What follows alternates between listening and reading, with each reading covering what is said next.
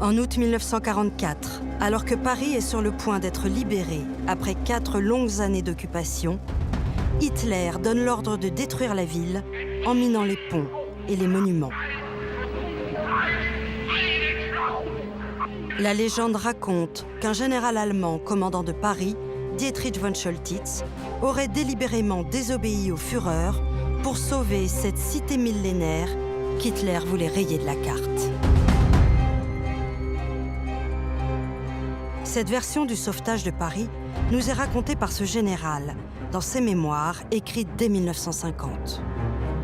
Ce récit, célébré par la littérature et le cinéma, a bercé l'imaginaire de plusieurs générations de Français. Il faut dire qu'elle est belle, cette histoire. Peut-être un peu trop belle. Quels étaient les plans secrets d'Hitler? Pour rechercher la vérité historique, il faut s'immerger dans le mythe, mener une enquête et exhumer des archives oubliées les preuves de ce qui s'est vraiment passé en cette fin d'année 1944.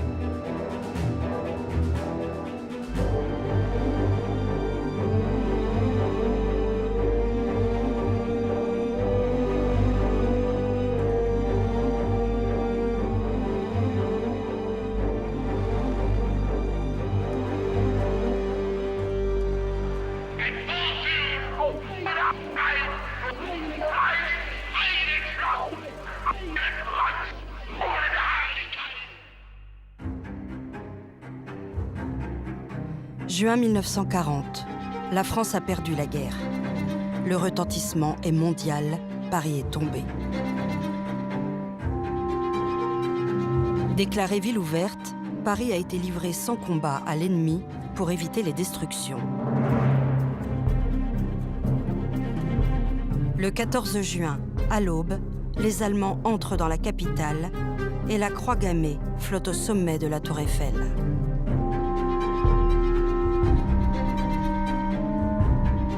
« 21 ans après l'humiliation du traité de Versailles en 1918, l'Allemagne prend sa revanche. Hitler vient à la fin du mois de juin admirer sa nouvelle conquête, Paris.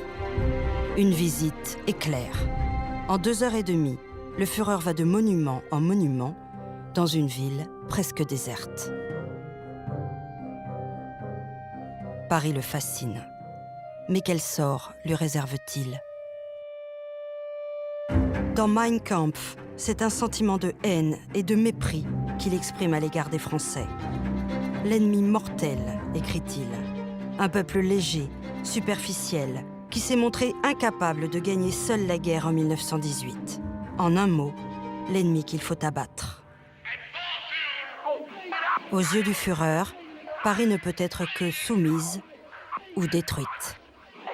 C'est ce qu'il ordonnera 4 ans plus tard. Pour appréhender le mythe de la destruction annoncée de Paris, c'est par les mémoires d'un général allemand qu'il faut commencer. Nous sommes en août 1944. Pour les nazis, la situation a bien changé depuis la visite d'Hitler en juin 1940. Les soviétiques ont avancé vers l'ouest jusqu'au centre de la Pologne. Les Alliés ont débarqué en Normandie et marchent vers l'est. Hitler nomme un général inconnu, commandant du Großparis, au début du mois d'août. Il s'appelle Dietrich von Choltitz. Mais qui est cet officier? D'où vient-il? Von Choltitz, c'est vraiment un officier prussien, presque caricatural. Il est d'une famille d'officiers, son père était colonel pendant la Grande Guerre, il est d'une famille de propriétaires terriens, donc c'est un officier de carrière de l'infanterie. Von Choltitz a toute la confiance d'Hitler. Et début août 1944, c'est important. Le Führer vient d'échapper 2 semaines plus tôt à un attentat organisé par des officiers de la Wehrmacht qui souhaitaient l'éliminer pour renverser le régime nazi. Depuis, il vit replié sur lui-même et a plus que jamais la main mise sur les opérations militaires. L'armée était un des piliers du régime parce que c'était l'instrument qui allait permettre les guerres, qui allait permettre les conquêtes, qui allait permettre d'arriver aux objectifs des nazis. Et là, c'est fini. Il a complètement perdu toute confiance en l'armée. L'épuration qui suivra cet attentat manqué fera plus de 5000 victimes. Le général en place à Paris, impliqué dans le complot, finira pendu à un croc-de-boucher. Dietrich von Choltitz est nommé pour le remplacer par Hitler en personne. Il n'a pas conspiré contre le Führer. C'est un général fidèle et discipliné. Il était en Russie à partir de 1941. On sait que depuis début 1942, les nazis avaient décidé une politique de destruction des Juifs d'Europe et l'armée régulière a été largement impliquée dans la mise en place de cette politique. Il n'y avait pas que des SS qui se livraient aux massacres, puis aux déportations. Von Choltitz n'a en effet pas le profil d'humaniste que la légende lui prête. C'est un homme parfaitement zélé et qui va se révéler sans pitié. Lieutenant-colonel en 1940, il viole la neutralité de la Hollande en attaquant Rotterdam.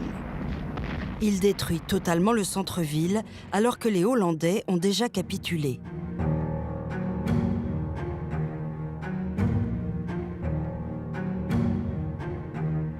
En 1942, au siège de Sébastopol, il causera la mort de dizaines de milliers de civils et ordonnera l'utilisation du mortier Karl, la plus grosse pièce d'artillerie jamais construite. Il ne laissera que des ruines.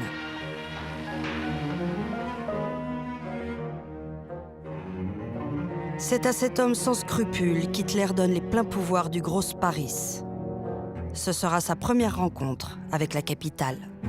Il n'était jamais venu à Paris, alors que le voyage à Paris était aussi un petit peu comme le voyage en Italie, une sorte d'étape initiatique pour pour ces milieux un peu cultivés allemands dont il faisait partie.